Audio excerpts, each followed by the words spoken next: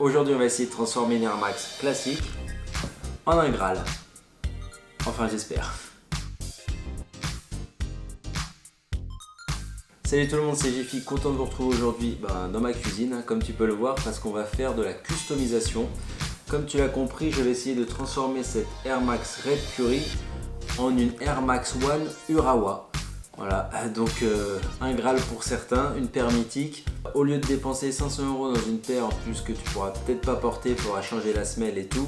Je vais essayer de transformer cette Air Max basique, donc la Red Curry qui a pas trop bien marché d'ailleurs, hein, je l'ai trouvé en solde à 89 €. Et en achetant un peu de matériel, donc de la peinture, etc. Vu que les couleurs ressemblent pas mal quand même, on va essayer de la transformer en un Graal. Ce qui m'a donné l'envie de faire ce custom en fait, en baladant sur Instagram, je suis un mec qui s'appelle Théose. Alors si tu connais pas, va le suivre directement, je te mets sur Instagram juste là. C'est un tueur, il fait des photos de dingue déjà, avec toujours le background assorti à la paire, donc ça déjà c'est très beau. Mais surtout, il fait des customs de fou de paires. Et comme il dit si bien, si tu n'arrives pas à avoir certaines paires, essaye de te les fabriquer. Donc c'est ce que je vais essayer de faire en partant de cette Red Curry pour me faire une Urawa. Bon bien sûr, elle ne sera pas à 100% pareille, hein, mais si déjà on est à 80%, on reconnaîtra le code couleur et tout, et je serai déjà vraiment super content. J'ai également pas mal regardé les vidéos d'AT Custom hein, qui sont vraiment chauds, bravo les gars, trêve de blabla. On va passer en zoom un peu sur mes mains pour voir ce que je fais et on va voir ce que ça donne. On va attaquer directement par le swoosh. Donc je trouve la paire qui est quand même pas mal, hein, la Red Curry, mais qui est pas ouf. Les trucs qui me choquent, c'est ça déjà, le swoosh qui est beige. Si tu le mets en blanc, je trouve que la paire déjà elle change complètement avec des lacets blancs. Donc ça c'est la première étape, c'est ce qu'on va faire. Et après on va repeindre donc tout ce qui est mèche dorée en gris. Les œillets là on va les mettre en orange. La languette en rouge et le patch en noir. Enfin bref, tu vois la photo de la Urawa, je te la mettrai là. On va essayer de faire ça. Alors la première étape, comme je t'ai dit, ça va être de changer la couleur du swoosh en blanc. Tu vois, donc là il est un peu marron, beige, doré, chelou. Donc on va le rendre blanc. Pour ça, j'ai vu qu'il fallait en fait passer de l'acétone ou si t'as pas ça, du dissolvant pour les ongles. Hein. Tu piques ça à ta meuf. Tu prends ça et tu passes ça sur tout ce qui est cuir sur une paire pour enlever l'espèce de matière qu'ils mettent là qui empêche la peinture d'accrocher. Avant de faire une connerie, je vais faire un petit coup de masquage autour du swoosh pour être sûr de ce que je fais.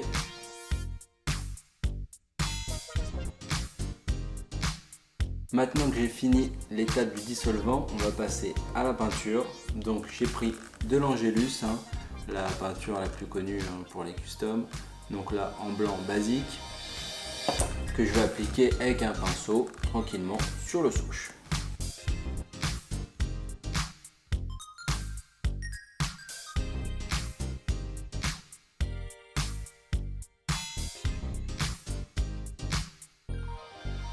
Ok les gars, première étape terminée, je vous montre. Voilà le swoosh blanc. Donc vous voyez c'est quand même plutôt clean. Donc j'ai pas tout filmé parce que ça prend vachement de temps en fait. La clé du succès d'un custom apparemment c'est la patience. Donc il faut vraiment prendre son temps, il faut pas speeder. Parce que c'est là où on fait des trucs dégueulasses. Donc là je suis plutôt content pour une première. Je trouve ça plutôt clean. Vous voyez, hop. Là j'ai laissé les lacets machin. Et j'ai testé avec des lacets blancs. On voit pas mal ce custom vraiment léger sur la Red Curry. Donc swoosh blanc, lacet blanc, je trouve que la paire a complètement une autre gueule. J'hésite à la laisser comme ça parce que je la trouve vraiment bien, mais bon. On a dit qu'aujourd'hui le custom c'était la Urawa, donc on va aller jusqu'au bout. Donc prochaine étape c'est le light grey, donc le gris sur le mesh. Donc ici, ici et ici.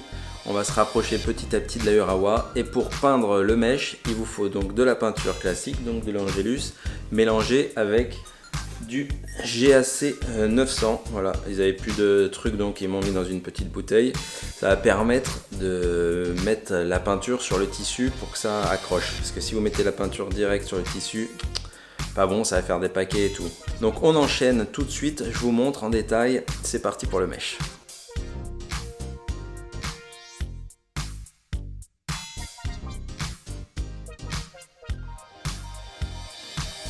Ok les amis, donc voilà, deuxième étape terminée, je vous montre ça, donc le mesh peint en gris, tout ce qui est partie mesh, donc le dessus sur le côté, le derrière, voilà la petite partie ici. J'ai également fait la languette en rouge, hein. Vous vous souvenez, elle était dorée comme ça. J'en ai profité pour faire les œillets aussi en jaune. Voilà, donc là ça commence vraiment à ressembler à l'esprit Urawa, sauf que mon gris est un peu plus foncé, je trouve. Normalement il est beaucoup plus clair sur l'OG, mais bon, c'est pas grave. C'est pas le but de faire une copie exacte, mais plutôt de faire un modèle qui ressemble, tu vois, dans l'esprit. Donc voilà, je trouve il est plutôt sympa. Tout ce qui nous reste à faire donc pour terminer le custom, ça sera peindre ce petit morceau en noir et la languette en noir avec le Nike Air Max en doré. Donc ça va être très chaud à mon avis, parce que comme tu peux voir, c'est très très fin. Donc là va falloir y aller au pinceau microscopique. J'ai un peu peur, et les œillets aussi c'était un peu galère, parce que comme c'est du plastique, je trouve la peinture accrochait mal. Peut-être qu'il y avait un truc à faire que je ne savais pas. Mais bon, bref, on en est là, on en est à 95% je pense du custom. Après il faudra remettre les lacets. Et pour les petites parties en daim, donc comme je t'ai montré juste ici à peindre en noir, il faudra mélanger de la peinture Angélus encore, hein, normal, du noir, mais cette fois avec du Tousin. Donc c'est ce qu'il m'a dit en tout cas le mec à la boutique. Tu mets 10-15% de Tousin dans ta peinture pour que ça aide à accrocher mieux au niveau du daim. Je crois que ça doit fluidifier un peu la peinture aussi. Donc on va faire ça, et puis on se retrouve pour la fin du custom en espérant que tout se soit bien passé. Ah d'ailleurs, j'ai oublié de te dire, si tu veux en savoir plus sur la vraie Air Max One Urawa, je t'invite à aller voir la chaîne de 5 Street Corner, un poteau youtubeur qui fait du taf de ouf, donc qui a la paire OG lui, et il te fait un petit récap, un historique de la paire, pourquoi elle s'appelle comme ça, les coloris, etc.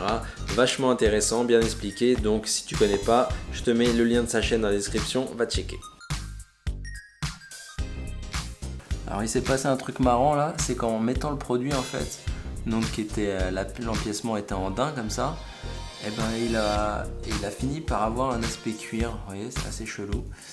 Il a perdu son aspect daim et c'est devenu comme du cuir. Donc moi je suis content parce que sur la vraie paire c'est du cuir, donc le rendu final est vraiment cool. En revanche, si tu veux garder l'aspect daim, ça n'a pas l'air d'être ça encore la bonne technique. En tout cas pour moi, ça le fait. Je trouve que là on commence vraiment à être dans la Urawa. Il reste pas grand chose, on y est presque. Ça y est les amis, mon custom de Air Max One Urawa est désormais terminé. Je vous montre le résultat tout de suite, la voici. Alors dites-moi ce que vous en pensez dans les commentaires, hein. Allez-y, lâchez-vous.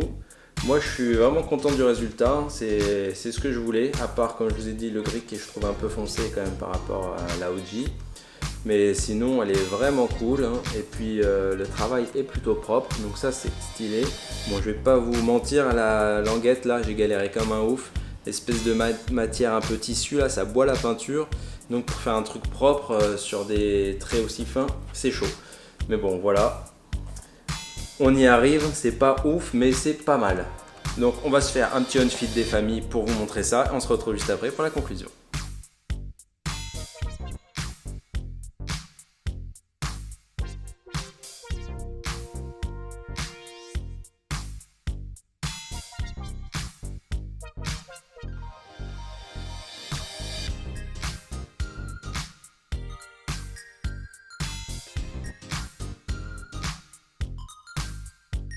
Voilà, j'espère que j'ai été assez clair pour mon premier vrai custom. Je suis vraiment content du résultat. C'est la première fois que je fais vraiment une paire de A à Z. J'avais déjà gribouillé machin sur des paires, mais pas à refaire un colorway comme ça, donc c'est plutôt cool. La clé, comme je vous l'ai dit, c'est vraiment d'être patient. Prenez votre temps. Moi j'ai mis à peu près une semaine pour la faire, chaque soir un petit peu. Faites surtout plusieurs fines couches de peinture que vous laissez sécher entre temps et pas une grosse directe, parce que là normalement c'est dégueulasse. Donc prenez votre temps et normalement tout devrait bien se passer. Si vous avez des questions sur le custom, n'hésitez pas à poser dans les commentaires, mais il y a des gens beaucoup plus calés que moi comme AT Custom, donc vous pouvez aller leur parler. Et je remercie encore mon pote Théos qui m'a donné des super conseils. Allez le suivre sur Instagram. Nous on se retrouve la semaine prochaine pour une nouvelle vidéo qui à mon avis devrait vous plaire. Ça va être cool, vous allez voir, c'est du lourd. En attendant, vous pouvez me retrouver sur Instagram by Jiffy, c'est simple. Et si vous découvrez la chaîne avec cette vidéo, n'hésitez pas à vous abonner. Voilà, moi je vous dis à très bientôt. Ciao!